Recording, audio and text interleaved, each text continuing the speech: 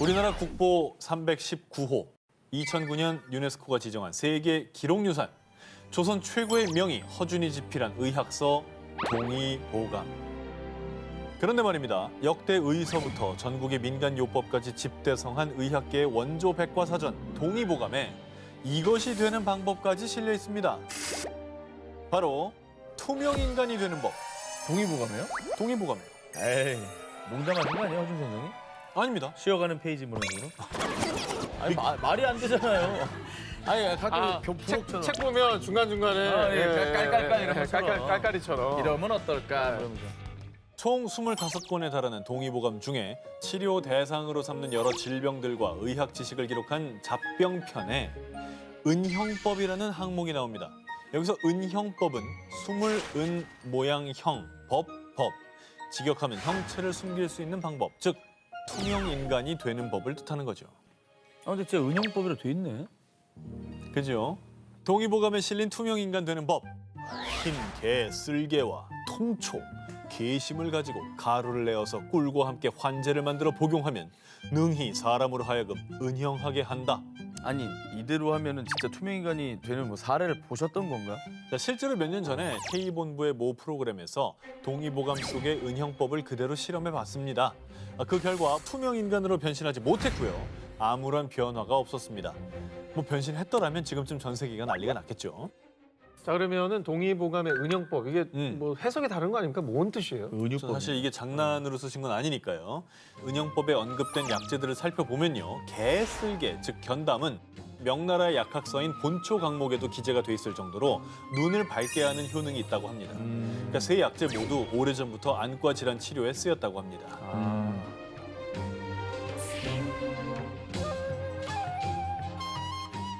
다음 특종입니다. 조선시대에 편찬된 고려 역사서 고려사에 이런 기록이 나옵니다.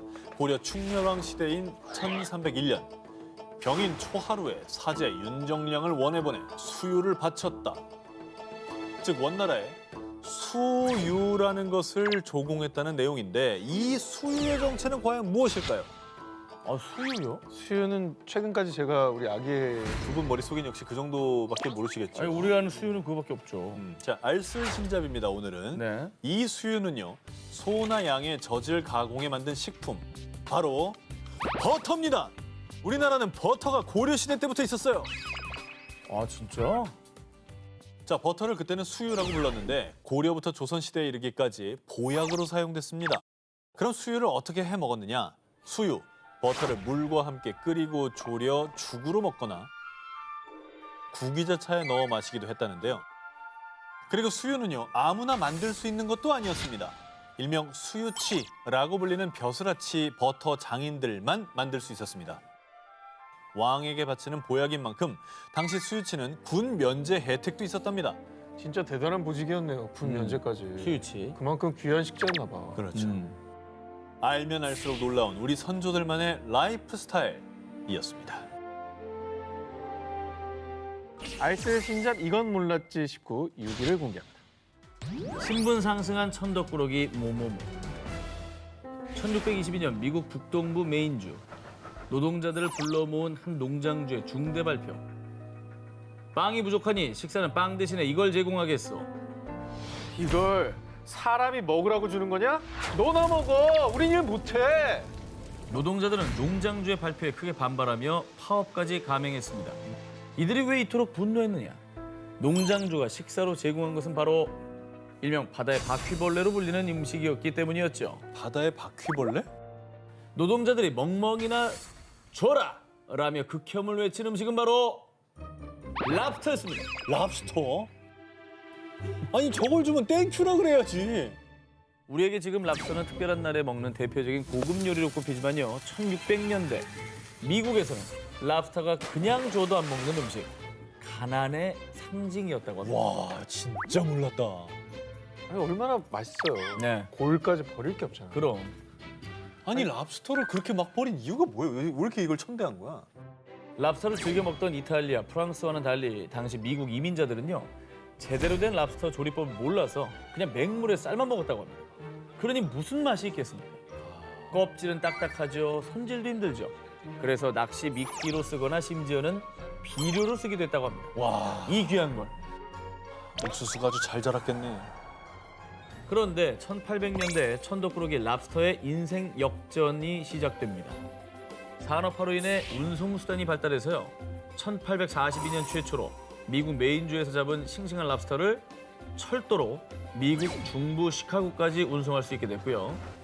그리고 이때 당시 미국으로 이주해온 프랑스인들이 랍스터 요리법을 전파, 랍스터를 굽거나 튀기고 버터와 향신료로 요리하는 법을 알려준 겁니다. 그래서 떴군요. 그리고 1870년대엔 랍스터 통조림까지 등장하며 새로운 단백질 공급원으로도 등극했다고 합니다. 이제서야 진짜 랍스타의 매력을 알게 된 거네요. 그렇죠. 개천에서 용이 된 랍스터.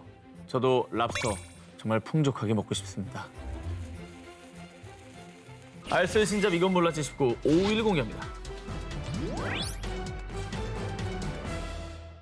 A whole new world. 애니메이션과 영화로 전 세계인의 큰 사랑을 받은 캐릭터 알라딘. 그런데 알라딘이 팬들 사이에서 때 아닌 논쟁에 휩싸였습니다. 너 그거 알아? 알라딘이 사실은 중국인이래. 아니 누가 봐도 중동 사람인데? 알라딘은 뭐 바그다드 뭐 알리바바 이거 다 중동 쪽이잖아요. 그리고 저 배우도 중동 사람 아니에요? 아랍계 아닌가? 애니메이션이나 영화 속에서 묘사된 알라딘의 모습은요. 짙은 눈썹과 어두운 피부 그리고 터번 같은 이슬람 복식을 하고 있어서 많은 사람들은 그를 아랍인으로 믿어 의심치 않았습니다. 그런데 알라딘은 놀랍게도 인도인, 이집트인 다 아니고요. 대륙의 청년, 중국 출신이라고 합니다. 진짜? 알라딘이 중국 태생이라는 근거.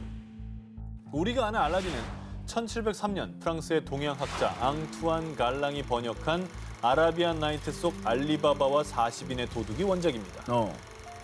이야기 속의 첫 구절을 보면 중국 어느 도성에 매우 가난해 거지 생활을 하는 재봉사가 있었습니다.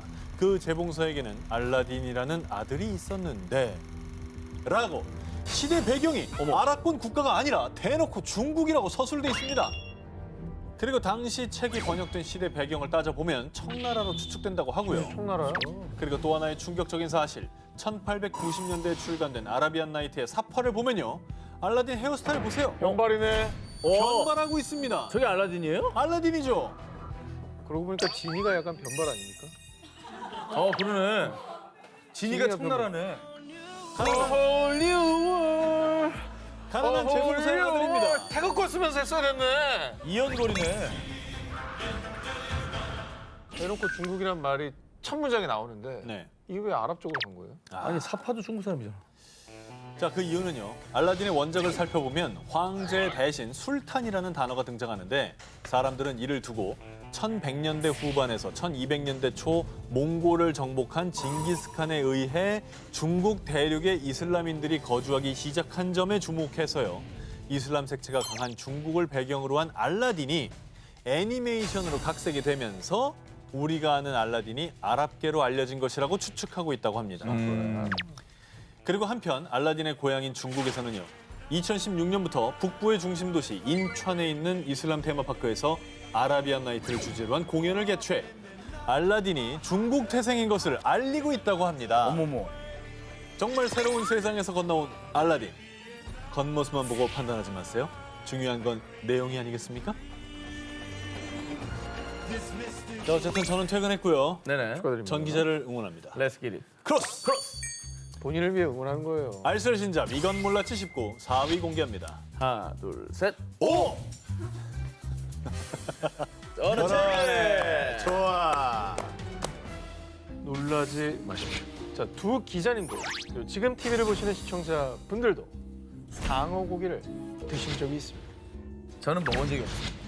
아니 근데 뭐 오 기자는 아무래도 고향이니까 고래고기 정도는 드셔보셨을 거 아니에요? 저는 이제 울산이 고향이기 때문에 경상도에는 그 제사상에 상어 전이나 상어 토막을 구워서 올리는 게 풍습이에요. 아 진짜?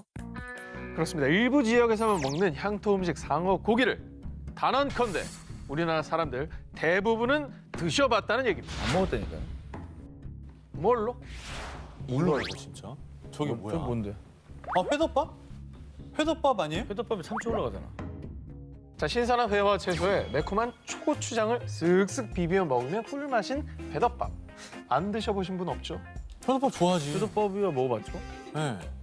자, 그런데요, 이 회덮밥에 상어 고기가 들어간다는 사실 다들 모르셨을 겁니다. 아니 저 요리는 참치 회덮밥이라고 알고 있는 거 아니에요? 그리고 그 귀한 고기를 왜 넣어줘요? 시키지도 않은데. 자, 말씀하신 대로 물론 참치나 광어 회덮밥도 있습니다. 네. 그런데 재료가 따로 표기되어 있지 않고 그냥 회덮밥일 경우 이렇게 깍둑 썰기한 회가 들어간 회덮밥은 상어 고기일 확률이 높은데요. 그래요? 이 회덮밥에 쓰인 생선은 일명 상어 깍둑이라 불리는 회덮밥용 냉동 상어 고기로요. 진짜? 자, 포장지를 보시면 저거네. 그렇습니다. 내가 먹은 게 저거예요. 게다가 상어살 100%라고 써 있어. 야, 진짜 몰랐다.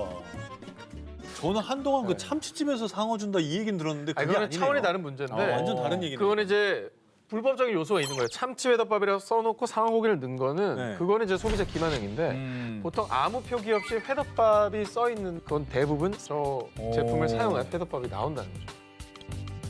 상어 고기가 조직이 탱글탱글해서 오독오독 씹히는 식감이 좋고요.